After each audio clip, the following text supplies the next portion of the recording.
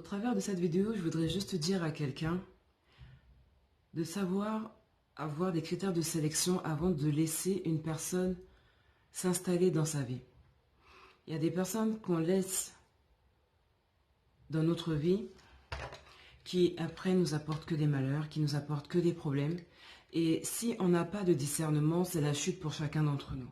On devrait des fois avoir une attitude de recruteur, parce que c'est quand même notre vie qui est engagée lorsque des personnes sont introduites dans nos vies. Et si on n'est pas vigilant ni vigilante, si on n'est pas sélectif, on risque de tomber aux mains de personnes mal intentionnées ou de personnes qui ne sont pas forcément mal intentionnées mais qui n'ont pas de but dans leur vie et qui vont nous égarer. Et quel est l'intérêt de se mettre avec une personne avec laquelle on n'a pas la même vision? Quel est l'intérêt de se mettre avec une personne avec laquelle on n'a pas la même compréhension ni perception des choses?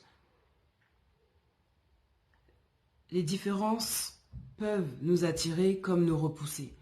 Elles peuvent nous attirer dans le début de notre relation, mais par la suite, on va se rendre compte que non, on ne peut pas continuer à faire autant de compromis juste pour pouvoir, par exemple, avoir la paix dans son foyer. Il y a des choses qui doivent couler de source. Et le problème, c'est que quand on est en couple et qu'on s'est laissé émerveiller par les belles paroles, par la petite romance du début, ou même pas forcément que du début, mais qui dure 6 mois, 1 an, on ne se rend pas compte que ce qu'on accepte ou ce qu'on tolère dans nos débuts, mais qu'on sait qu'on n'aime pas, mais qu'on tolère, qu'on accepte par amour, par sentiment, par toutes ces choses, on ne se demande pas si on va continuer à accepter ça dans la durée en fait.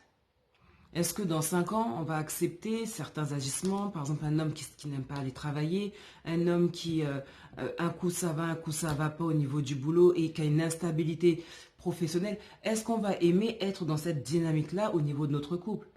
Si on l'accepte au début, il va falloir l'assumer dans 5 ans, dans 10 ans, d'avoir accepté ça. C'est comme on dit par exemple pour l'infidélité, si tu l'acceptes une fois, tu pourrais être amené à devoir l'accepter plusieurs fois, entre guillemets, devoir l'accepter, c'est juste pour dire que qui a bu boira. Si tu tolères une fois l'infidélité, tu peux être amené à revivre ça, à y être à nouveau confronté.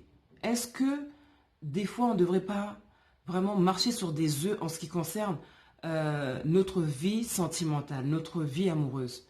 On ne peut pas laisser n'importe qui rentrer dans notre vie. On ne peut pas laisser n'importe qui s'installer dans notre maison et laisser cette personne gérer nos enfants et tout ce qui va avec. Parce que c'est vrai, on ne connaît pas les gens et on ne connaîtra jamais vraiment les gens.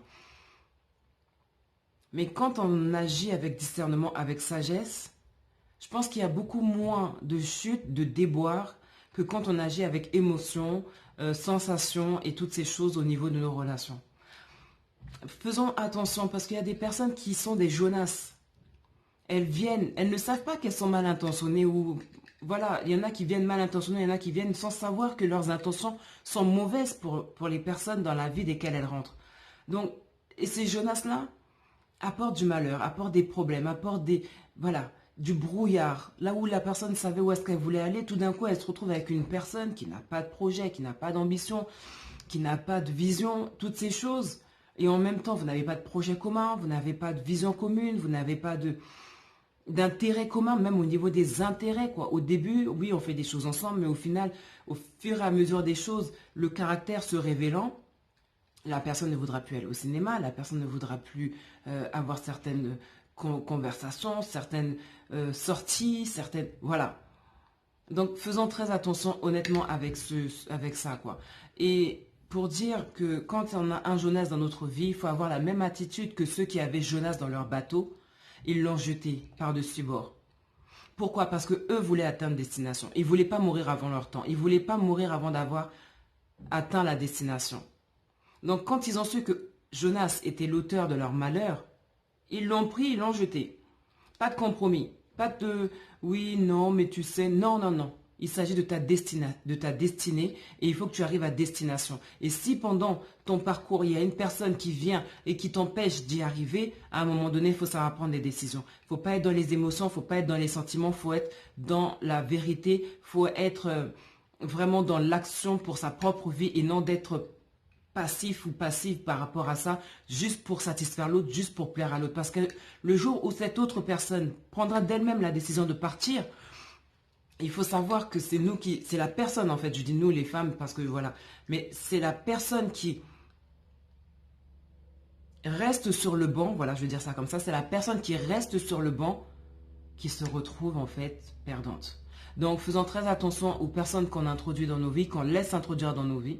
Pensons à notre avenir, notre destinée a plus d'importance que qui et quoi que ce soit. Et que vraiment la sagesse et le discernement soient notre partage au cours de ces moments où on reconstruit notre vie. Sur ce, bon courage, à bientôt pour une prochaine vidéo.